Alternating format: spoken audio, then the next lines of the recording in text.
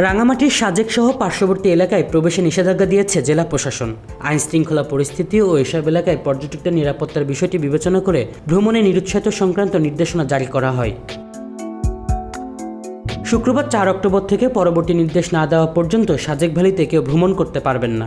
3 October সন্ধ্যায় অতিরিক্ত জেলা ম্যাজিস্ট্রেট মোহাম্মদ সাইফুল ইসলাম স্বাক্ষরিত এক বিজ্ঞপ্তিতে এ তথ্য জানানো হয়। বিষয়টি নিশ্চিত করেছেন জেলা প্রশাসক মোহাম্মদ মোশাররফ হোসেন খান। বিজ্ঞপ্তিতে বলা হয়, রাঙামাটির বাঘাইছড়ি উপজেলার সাজেক ও তার পার্শ্ববর্তী এলাকায় আইন শৃঙ্খলার সার্বিক পরিস্থিতি এবং এসব এলাকায় পর্যটকদের নিরাপত্তার বিষয়টি বিবেচনা করে অনির্দিষ্টকালের জন্য সাজেক পর্যটন কেন্দ্র ভ্রমণে নিরুৎসাহিত করা হলো।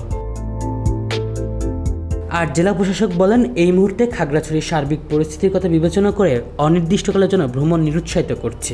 পরিস্থিতি স্বাভাবিক হলে ভ্রমণের বিষয়টি পরে জানানো হবে। গত 19 ও 20 সেপ্টেম্বর খাগড়াছড়ি এবং রাঙামাটিতে সহিংসতার ঘটনায় গত 25 থেকে 27 সেপ্টেম্বর পর্যন্ত সাজেক ভ্রমণে নিরুৎসাহিত করা হয়। এরপর আরও 2 দফায় গত 28 সেপ্টেম্বর থেকে 3 অক্টোবর পর্যন্ত সাজেক ভ্রমণে নিষেধাজ্ঞা দেয় জেলা প্রশাসন। আলী ইউনুস হৃদয়, খবর সংযোগ।